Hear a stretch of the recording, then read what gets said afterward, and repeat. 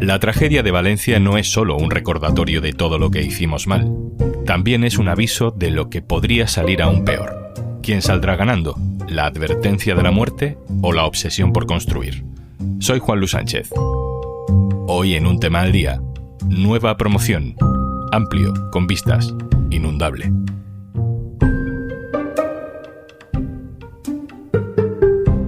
Una cosa antes de empezar.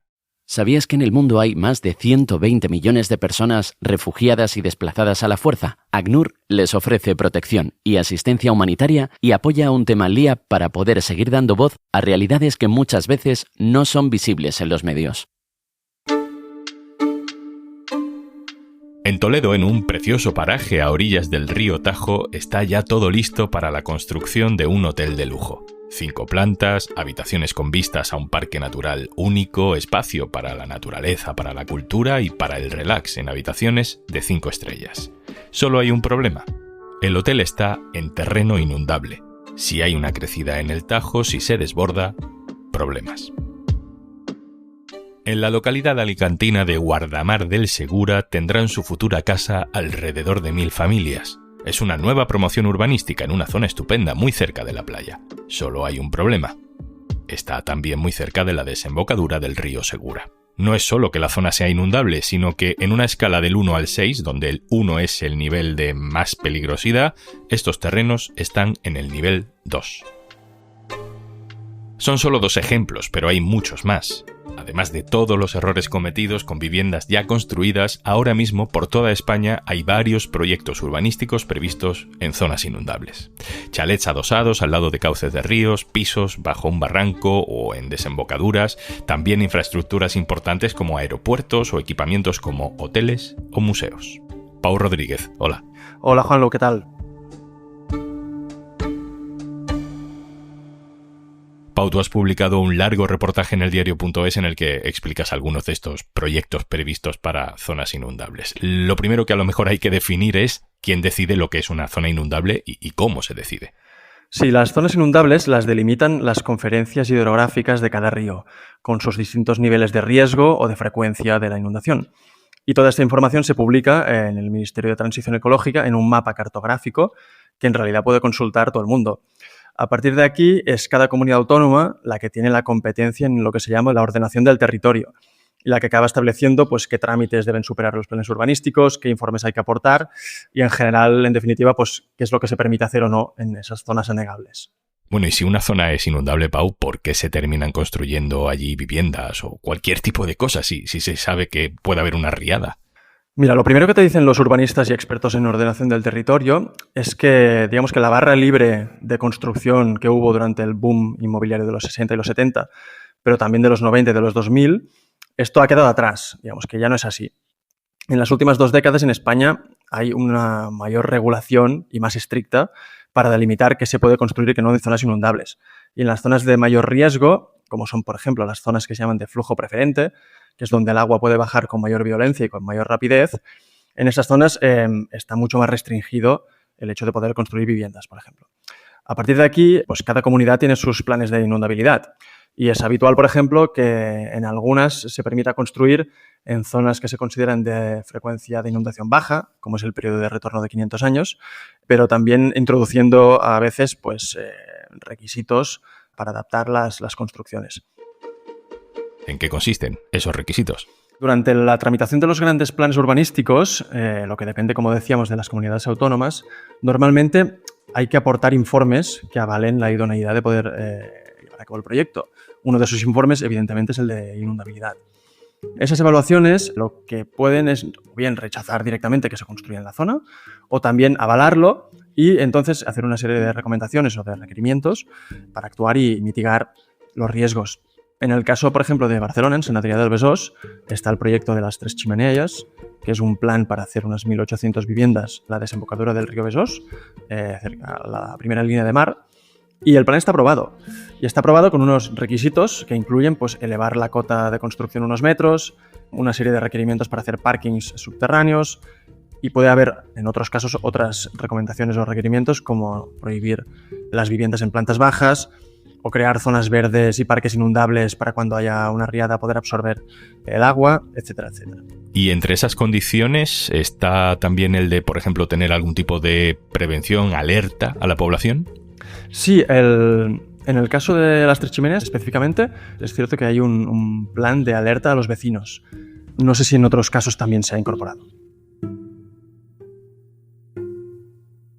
En Cataluña, Pau, por no salirnos de ahí, después de las riadas de Valencia, Salvador Illa, el presidente de la Generalitat catalana, ha dicho que iba a revisar todas las actividades en todas esas zonas inundables. Pero hay proyectos previstos, como ese que acabas de contar, pero también como la ampliación del aeropuerto del Prat, que de momento siguen adelante. Sí, el del Prat es el más polémico, no solo porque está en zona inundable, sino porque a nivel político ha levantado mucho polvoreda. A nivel de inundabilidad, sin lugar a dudas, está en el delta del Llobregat, que es una zona enteramente inundable, y aunque la Generalitat, es cierto, el presidente Illa anunció que revisaría toda la actividad en zona inundable, sin concretar a día de hoy qué significará esto, en cuanto a la infraestructura del aeropuerto del Prat, se le preguntó específicamente a la consellera responsable de infraestructuras y no pareció que estuviera muy dispuesta a renunciar a un proyecto como este, con lo cual habrá que ver qué trámites, qué informes sobre este aspecto tenemos, pero no parece que tengan intención de renunciar a él.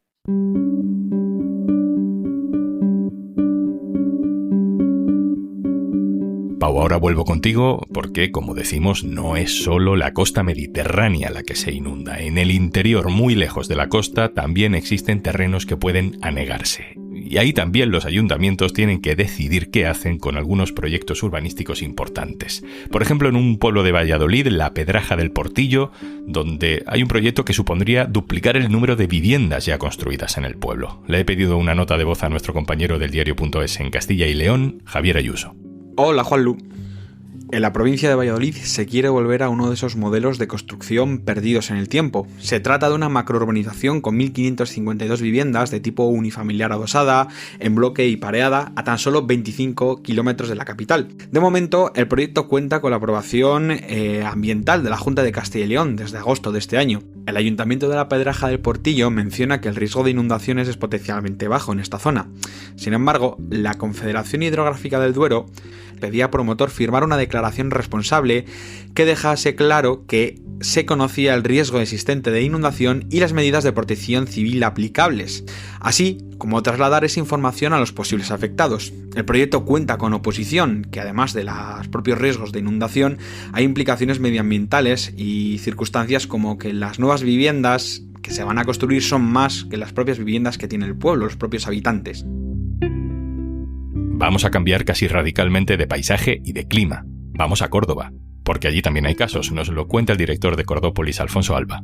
Hola, Juanlu. En Córdoba tenemos un proyecto aún pendiente de urbanizar que se llama el Cordel de Écija, que está junto al río Guadalquivir, en una zona inundable y en el que se prevé la construcción de unas 1.500, 2.000 viviendas aproximadamente.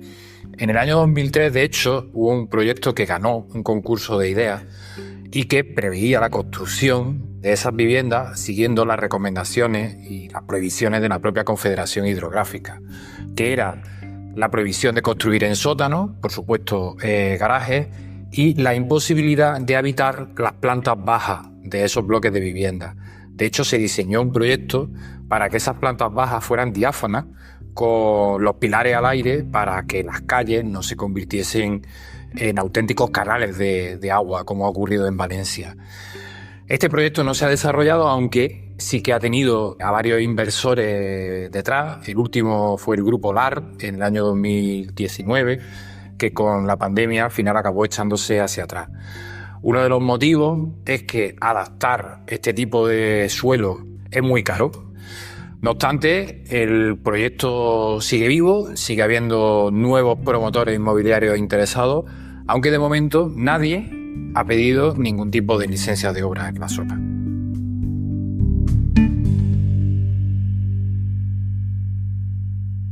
Pau Rodríguez, vuelvo contigo. Recorriendo este mapa también nos damos cuenta de que hay ciudades que no es que estén creciendo, ¿no?, construyendo sobre zonas inundables, es que están hechas de origen casi totalmente sobre este tipo de suelos inundables.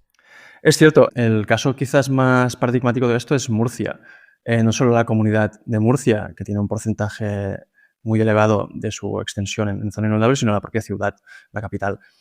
La legislación estatal prevé una especie de excepción para las ciudades que tengan 1/3 de su superficie en zonas de flujo preferente, esas que decíamos que son en las que hay mayor riesgo de inundación con violencia.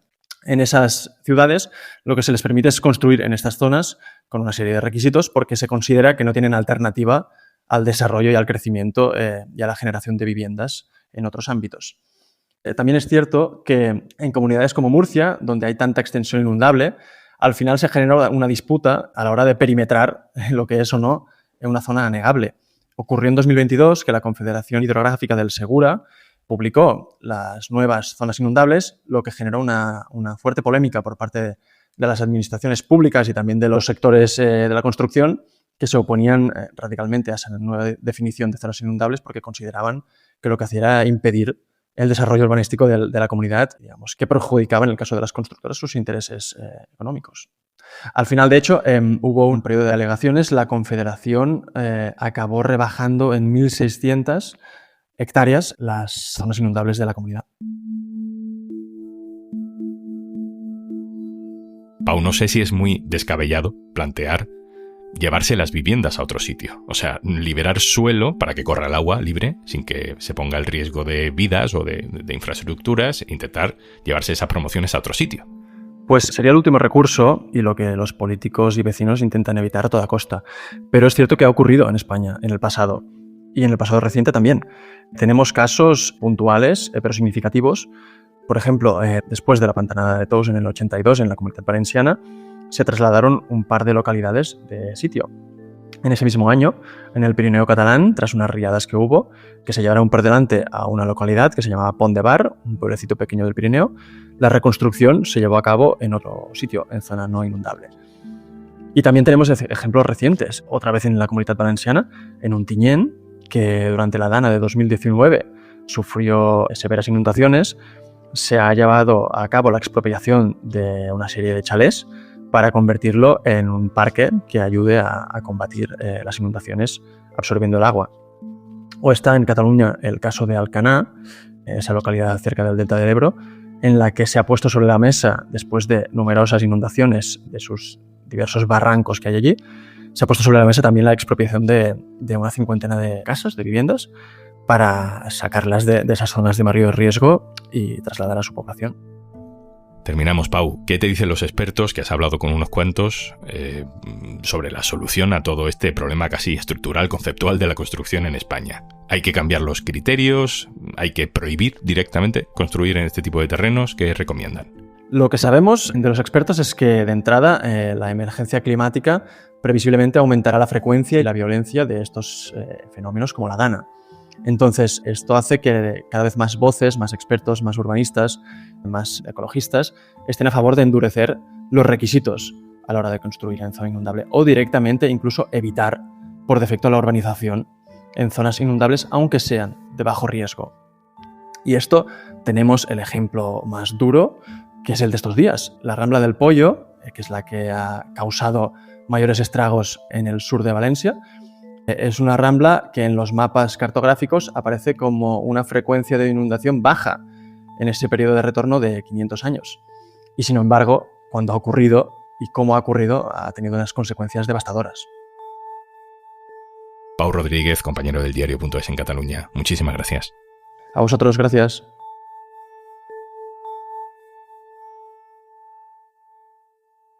Y antes de marcharnos, en el mundo hay más de 120 millones de personas refugiadas y desplazadas que han tenido que huir a causa de la guerra, la violencia y la persecución, el equivalente a la población de Japón. ACNUR, la Agencia de la ONU para los Refugiados, está presente en 137 países, ofreciéndoles asistencia y protección a estos millones de personas que lo han dejado todo atrás.